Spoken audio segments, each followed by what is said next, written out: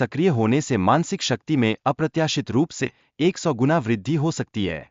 ये न केवल आपकी सोचने की क्षमता को प्रगाढ़ करते हैं, बल्कि ध्यान और सीखने की प्रक्रिया में भी अनुपम सुधार लाते हैं। हालांकि आजकल की जीवन शैली ने हमारी याददाश्त को प्रभावित करने का कार्य किया है। पहले के मुकाबले हमारे दिमाग की शक्ति में कमी आई है, जिससे हम कम चीजें याद रख पाते हैं। यह एक चिंता का विषय है, लेकिन इसे बदलने का समय आ गया है।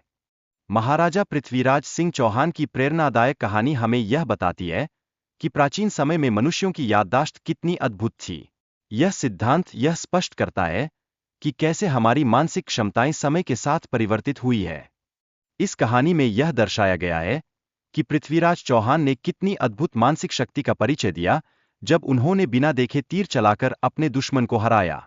यह उदाहरण हमें यह सिखाता है कि मानसिक शक्ति सीमित नहीं होती, बस उसे पहचानने की जरूरत है। वीडियो में बताया गया है कि प्राचीन समय के महाराजाओं में अद्वितीय क्षमताएं थीं, जो आज के समय में दुर्लभ दिखाई देती है। यह हमें आत्मविकास के प्रति प्रेरित करता है कि हम अपने भीतर की शक्ति को पहचानें और उसे उजागर करें। चक्रों के बारे में चर्चा करते हुए यह स्पष्ट किया गया है कि यह हमारे शरीर में ऊर्जा का संचार कैसे करते हैं।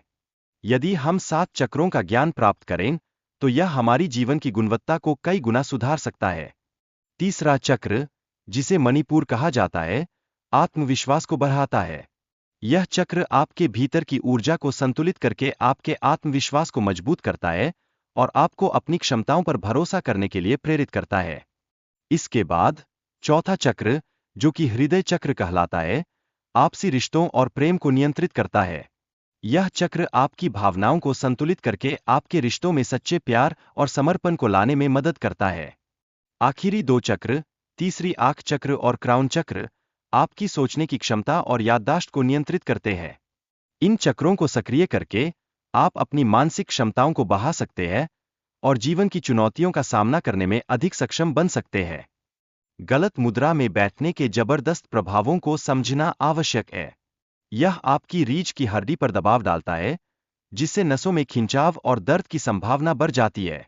इसलिए सही स्थिति में बैठना आपकी सेहत के लिए अत्यंत महत्वपूर्ण है। योग और मुद्राओं के माध्यम से हम अपनी रीढ़ की हड्डी को स्थिर और स्वस्थ रख सकते हैं। ये शारीरिक और मानसिक स्वास्थ्य के लिए अनगिनत लाभ प्रदान करते हैं। इसलिए आज ही इस दिशा में कदम बढ़ाएं। केंद्रित रहने के लिए तटका मुद्रा का अभ्यास करें।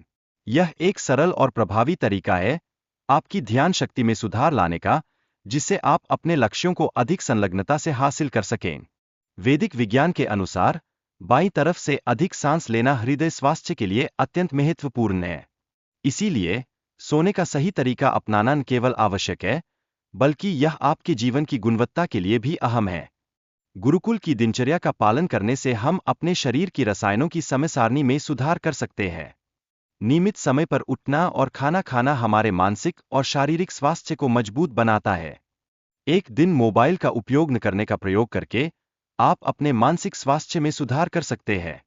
यह मस्तिष्क की कार्यक्षमता को बढ़ाता है और कई अनावश्यक समस्याओं को समाप्त करता है। ओम के जाप से मस्तिष्क की ध्वनि को स्थापित किया जा सकता है, जिससे आपकी मानसिक शक्ति में बढ़ोतरी होती है और ध्यान केंद्रित करने की क्षमता भी वृद्धि पाती है। यह एक प्राचीन तकनीक है जो आज भी प्रासंगिक है। प्राचीन योद्धा विभिन्न कौशल सीखते थे, क्योंकि नए कौशल सीखने से मस्तिष्क का विकास होता है और याददाश्त में सुधार होता है। यह महत्वपूर्ण है कि हम भी सीखते रहें और खुद को विकसित करते रहें। हालांकि हमारी शिक्षा प्रणाली में केवल 5 विषय पढ़ाए जाते हैं। इससे मस्तिष्क का विकास रुक जाता है और ध्यान केंद्रित करने की क्षमता कम हो सकती है। हमें इस दिशा में अग्रसर होना होगा।